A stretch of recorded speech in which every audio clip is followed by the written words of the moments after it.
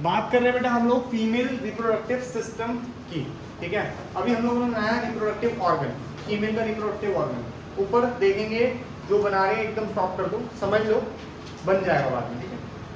Starting करते हैं हम लोग बात से, जो कि है ओवरी। ओवरी के अंदर एग स्टोर्स होते हैं। कब स्टोर होते हैं, कब आते हैं, क्या प्यूबर्टी की एज में आते हैं फीमेल के अंदर, या एडोलसेंस की एज में आते हैं, एडल्टहुड में आते हैं, ये कब आते हैं? ये आते हैं at the time of birth. जब फीमेल इस दुनिया में बर्थ लेती है उस टाइम पे ही ओवरी के अंदर मल्टीपल्स एग्स होते हैं, ठीक है। ये स्पेसिफाइड अमाउंट होती है, मतलब कि कुछ नंबर्स होते हैं, 100 होंगे, 200 होंगे, 500 होंगे, 2 होंगे, जैसे भी, 2 ज़्यादा कम हो गए 2, ठीक है। जितने भी होंगे वो स्पेसिफाइड होंगे, ठीक है। कुछ यहाँ होंगे और कुछ यहाँ होंगे, डिवाइडेड होते हैं। अब ये एग जो है ये मैच्योर होना शुरू होते हैं at the time of puberty, ठीक है। जब प्यूबर्टी हिट करती है फीमेल को, जो कि अप्रॉक्सीमेटली 10 ईयर से लेकर, किसी की 10 ईयर, किसी की 10.5 ईयर, किसी की 11 ईयर, की 12 ईयर, ऐसे करके 10 से स्टार्ट हो जाती है अकॉर्डिंग टू फीमेल, वो 12 ईयर तक चलती है, ठीक है। चलती है मतलब कि किसी की किसी एज में, किसी की किसी एज में। 10 ईयर में मान लो स्टार्ट हो गई एग्जाम्पल के लिए, ठीक है। तो उस केस में होता क्या है, उसमें होता है जो ओवरी के अंदर जो एग्स हैं वो धीरे धीरे करके मैच्योर होके पॉपअप होके बाहर आते हैं। कभी यहाँ से पॉपअप होते हैं, कभी यहाँ से पॉपअप होते हैं, ठीक है, बाहर आते हैं और ये मैच्योर होते हैं। उसके बाद क्या होता है पूरी प्रोसेस हम लोग समझाएंगे, लेकिन पहले ये समझो इसमें चीज़ें प्रेजेंट क्या क्या है, ठीक है। फर्स्ट थिंग आपको मैंने ओवरी समझा दिया, उसमें क्या होते हैं, एग्स होते हैं। क्या होते हैं? एग्स होते हैं। ये होती है फेलोपियन ट्यूब। ये जो ट्यूब आप लोग देख रहे हो फेलोपियन ट्यूब है, इसको ओविडक्ट भी बोलते हैं। एक ऐसी जगह जहाँ पे एग से रिलीज होते हैं उसको बोलते हैं ओविडक्ट। Is it clear? अब ओविडक्ट के बाद आता है यूट्रस, ठीक है। अगर आपने पुरानी हिंदी मूवीज देखी हो, ठीक है, तो वो ऐसे ना डायलॉग मारते थे, अगर तूने अपनी माँ की कोख से जन्म लिया है तो, ठीक है। तो अब थोड़े बड़े हो गए हैं तो शायद पेप्सी बोले, नहीं, अच्छा चेंज हो गया बात। लेकिन वो सब छोड़ते हुए हम लोग बात कर रहे हैं वॉर्म की, ठीक है। तो वो इसके बारे में बात करते थे, ठीक है, जिसको साइंटिफिक लैंग्वेज हम लोग यूट्रस बोलते हैं, ठीक है। उसके बाद यहाँ पे ज़्यादा कुछ है नहीं। ये वेजाइना है, ये सर्विक्स है, ठीक है।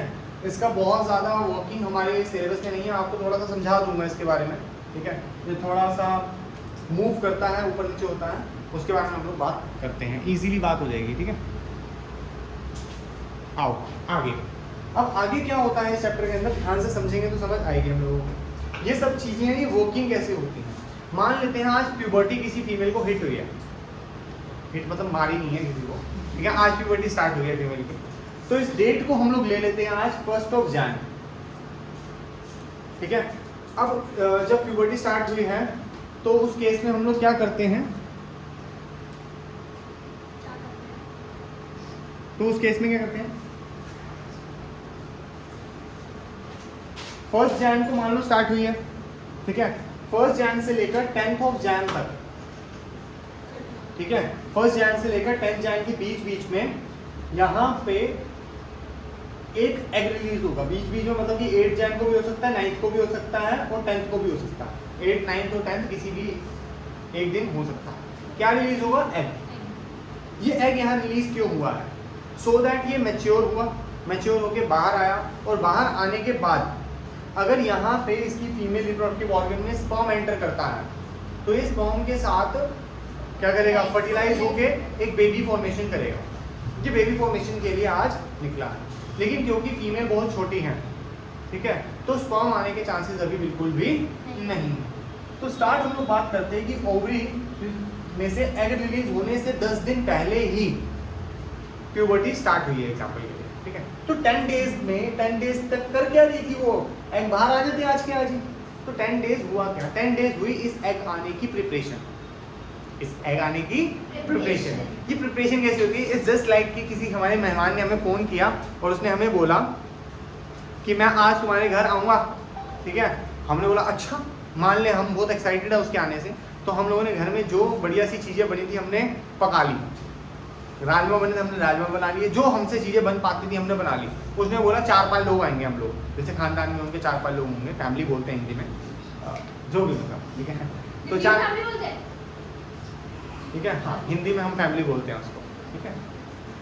तो अभी बात है वो 4 लोग आएंगे, चलो एक ही आएगा एग्जाम्पल के, ठीक है। तो खाना वाना तो बनाना ही पड़ेगा, ठीक है, हमेशा ही थोड़ा ना उसको बाहर का खिलाएंगे, तो अब खाना मंगवाने के लिए या बनाने के लिए हमने प्रिपरेशन करी होगी, सोफ़ा सेट किया होगा, ठीक है, सफाई पूरी ढंग से की होगी, ठीक है ना, अपने शरारती बच्चों को 2-4 लगा के समझाया होगा, प्रिपरेशन हो रही है ना कि उसके सामने आके टेढ़ा नहीं हो जाना, है ना, कई बच्चे टेढ़े हो जाते हैं उन्हीं के सामने, ठीक है। और खाने पीने की जितनी चीज़ें थी हमने सब प्रिपेयर कर ली कि वो भूखा सॉरी वो मेहमान जब हमारे घर में आएगा हम आते उसको खिलाना शुरू कर देंगे, ऐसे ही होता है शायद, आते पहले पानी फिर ये फिर वो, हम लोगों ने माइंड में पूरा शेड्यूल सेट कर लिया, उसके आते ही पानी देंगे, फैक्ट के नहीं मारेंगे हम देंगे, ठीक है।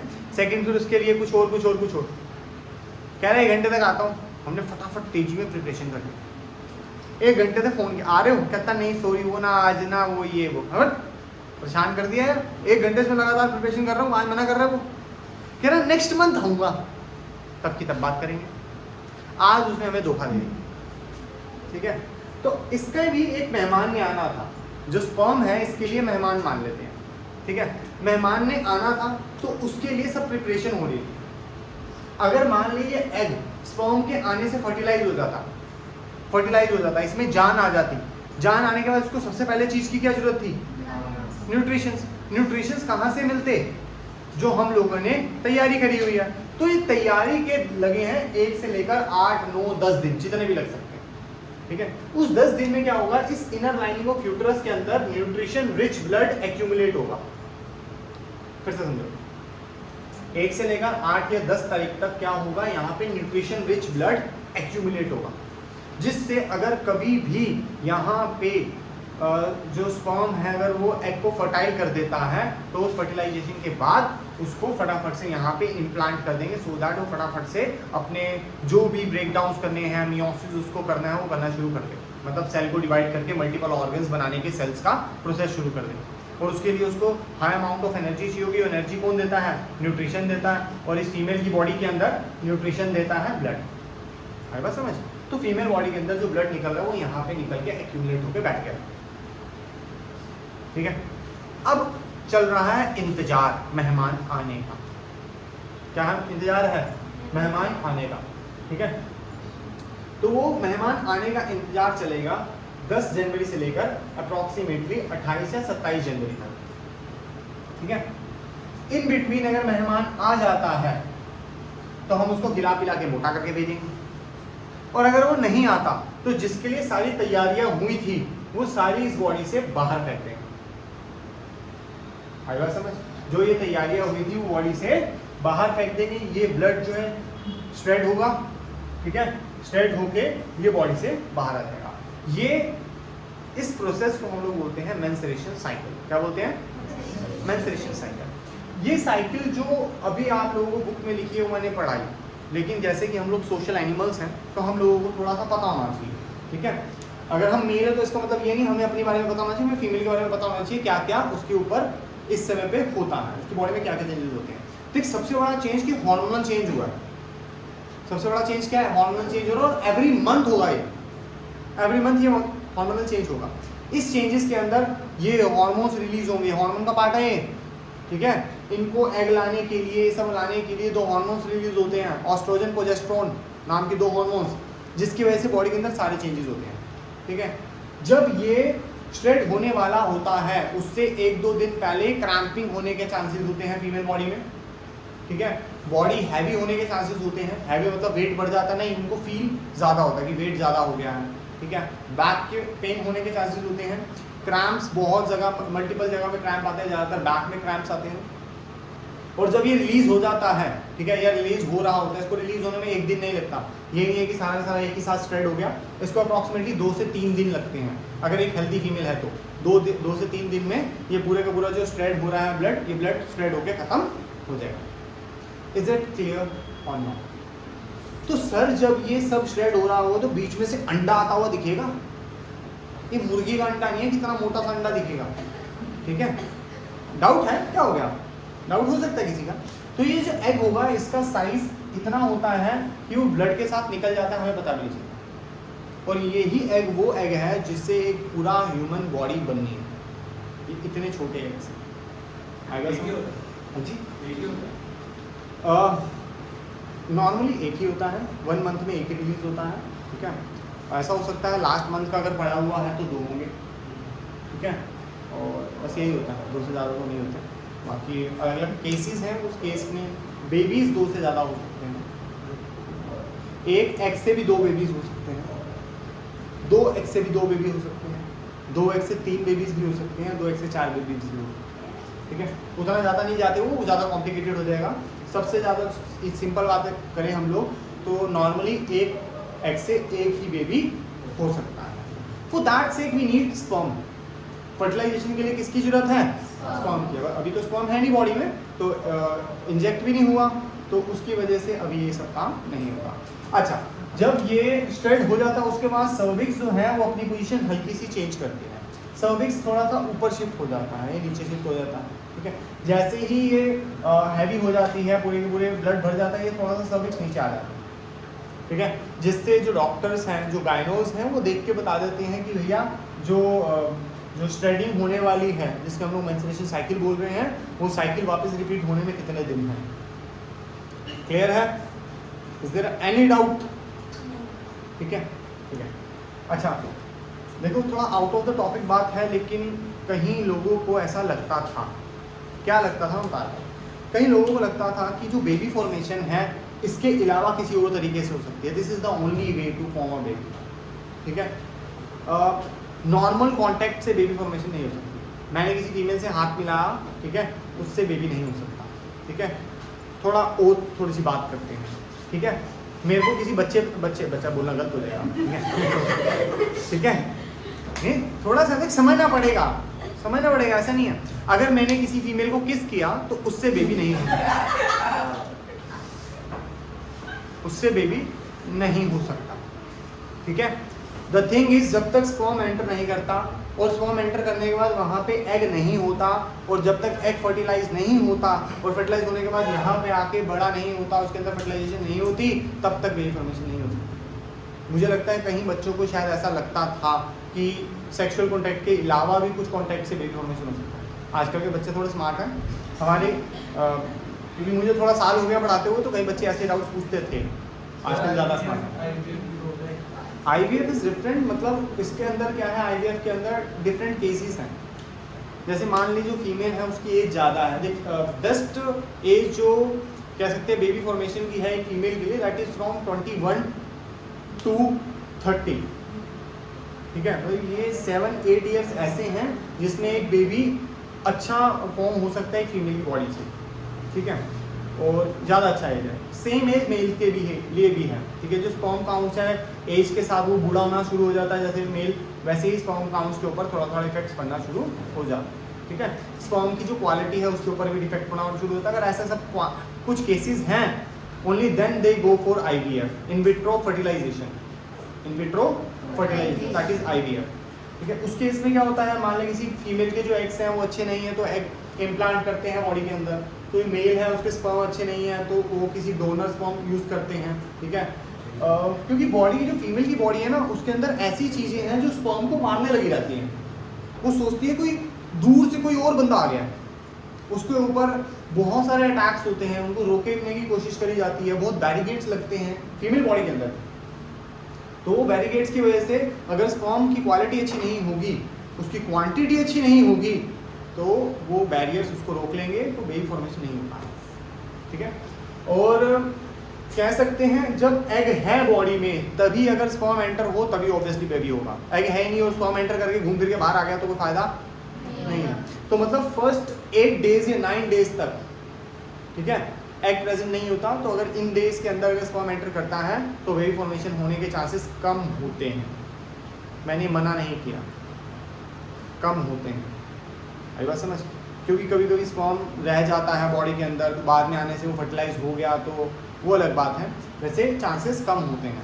और डॉक्टर बोलते हैं अगर आपको कंसीव करना है, ठीक है, अगर फर्टिलाइजेशन होनी है तो 10th के बाद ही हो तो ज़्यादा बेटर है। 10th डेट के बाद, इसको वो लोग एक्सपेक्टेड पीरियड बोलते हैं कि एग आएगा तभी तो स्पर्म अंदर जाए, पहले अंदर जाके घूमने जा रहा है, ठीक है ना, उसको कोई फायदा नहीं है। तो इसलिए वो एक्सपेक्टेड डेट मतलब कि 10 डेज। ये एक्सपेक्टेड डेट स्टार्ट होती है इससे पहले वाली मेंस्ट्रुएशन साइकिल खत्म होने से। जैसे 28 को खत्म हुई है ना, 28 को ब्लड निकलना स्टार्ट हुआ अगर बॉडी से, तो 29 या 28 को हम फर्स्ट डे मान लेते हैं। भाई बात समझ? जबकि क्लियरिंग में 2-3 दिन लग जाएंगे, तो ये थोड़ा टाइम कैलकुलेशन थोड़ी मुश्किल है। Is it clear till now? इसको हम लोग मेंस्ट्रुएशन साइकिल समझा, ठीक है। अब हम समझते हैं कि अभी हमने समझा था कि स्पर्म एंटर नहीं करा, ठीक है। अब स्पर्म एंटर करते हैं तो क्या क्या चेंजेस होते हैं वो देखते हैं, ठीक है। ध्यान से समझो, यहाँ पे एग बैठा हुआ है और वो एग जो है यहाँ से स्पर्म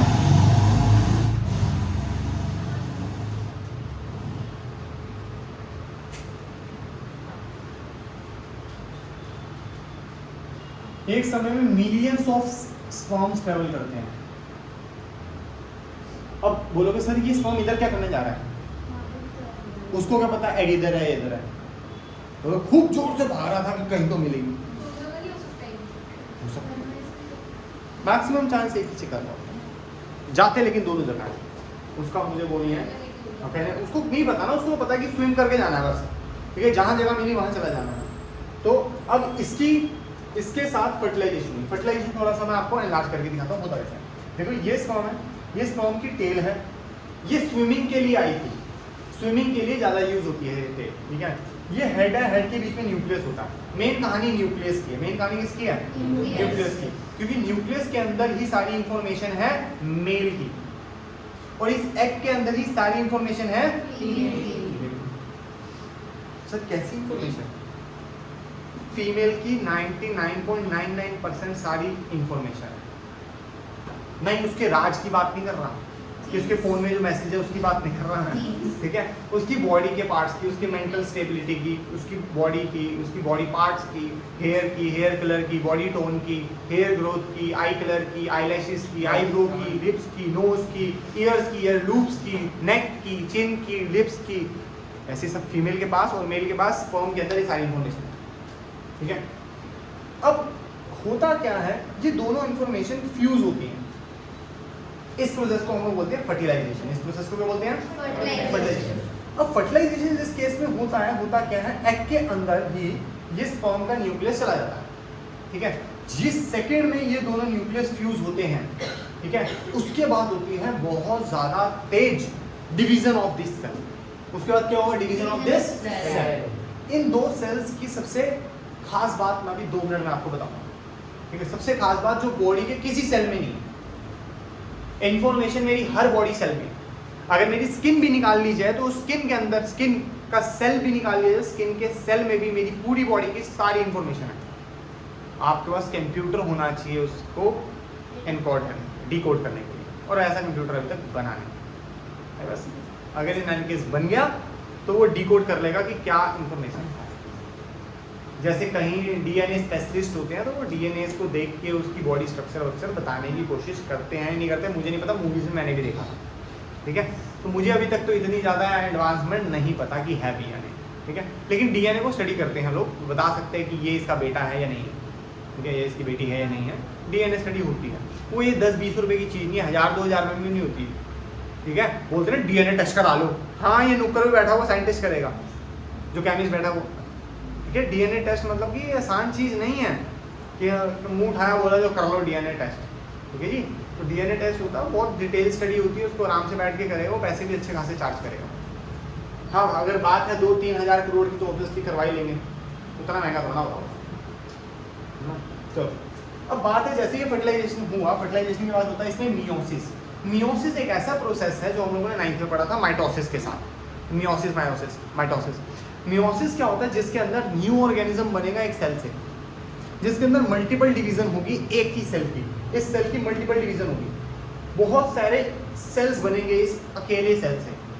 एक सेल ऐसा होगा जो आइस का होगा, एक सेल ऐसा होगा जो कान को बनाएगा, एक बाल को बनाएगा, एक आँख को बनाएगा, किसी चीज़ को बनाएगा, एक स्किन को बनाएगा। अलग अलग सेल होंगे ना, इन सेल्स को मिल मिल के बड़े सारे टिश्यू बनेंगे। ऐसा टिश्यू होगा जो हार्ट को बनाएगा, ऐसा टिश्यू होगा जो बोन्स को बनाएगा, ऐसा टिश्यू होगा जो ब्लड को बनाएगा, ऐसा टिश्यू होगा जो हेयर्स को बनाएगा, ऐसा टिश्यू भी तो होगा जो स्किन को बनाएगा, है ना। लिवर को बनाने के लिए अलग, टंग को बनाने के लिए अलग, ब्रेन की न्यूरॉन्स को बनाने के लिए अलग, किडनी को बनाने के लिए अलग टिश्यू चाहिए। तो ये उनकी अलग अलग सेल्स की फॉर्मेशन के लिए देगा, ठीक है। और यही वो एक सेकंड का समय है जिस समय ये बॉडी डिसाइड करती है कि मेल से क्या क्या इंफॉर्मेशन बेबी के लिए लेनी है और फीमेल से क्या क्या इंफॉर्मेशन बेबी के लिए लेनी है। इंफॉर्मेशन दोनों की आती है, ये वो एक सेकंड है जो डिसाइड करता है। डिसाइड ना ही फीमेल करती है ना ही मेल करता है, ये वो खुद डिसाइड करता है। 1 सेकंड मतलब शुरू हो गई। और जब ये फर्टिलाइजेशन यहाँ पे हो जाती है उसके बाद ये सेल भागता हुआ जाता है न्यूट्रिशन की खोज में, और उसको न्यूट्रिशन मिलता है यूट्रस के अंदर, ठीक है। इनर लाइनिंग ऑफ यूट्रस में उसको जो इकट्ठा करके रखा हुआ था ना 10 दिन का, ठीक है, वो इसको मिलेगा। और क्योंकि वो अभी हेल्दी ब्लड होगा तो धीरे धीरे करके उस ब्लड को ये यूज करेगा और एट लास्ट उसमें से न्यूट्रिशन को लेके अपना काम जारी रखेगा, ठीक है। 2-3 महीने बाद अभी ये क्या बना है, फर्टिलाइजेशन होके जाइगोट बना है। क्या बना ये? जाइगोट, ठीक है। और जाइगोट के बाद 2-3 महीनों बाद ये बनेगा एम्ब्रियो। क्या बनेगा? एम्ब्रियो। और उसके कुछ समय बाद ये बनेगा fetus which is also known as unborn baby, ठीक है। और उसके बाद वहाँ करता हुआ एक बेबी को हरा देगा, ठीक है, अगर नॉर्मल हो जाता है तो, वरना फिर यूट्रस कट करके बेबी को बाहर निकाल के लाना पड़ेगा, ठीक है ना। तो इसीलिए फीमेल्स को आज की डेट में फिजिकली एक्टिव होना चाहिए, ठीक है, सो दैट ये ठीक से हो सके। इसके अंदर कोई भी एक ऐसा वर्ड है, कोई चीज जो मैंने नहीं समझाई हो या आपको समझ ना आई हो तो मेरे से पूछ सकते हो। This is very very very important. हम लोगों ने 2 चीज़ें कर ली, एक तो फीमेल रिप्रोडक्टिव सिस्टम पढ़ा, मेंस्ट्रुएशन साइकिल पढ़ा, और तीसरी चीज़ भी पढ़ी है वैसे फर्टिलाइजेशन कैसी होती है। फीमेल के अंदर इससे ज़्यादा तो कुछ होता नहीं है, फिर भी कुछ पूछना था तो पूछ सकते हो।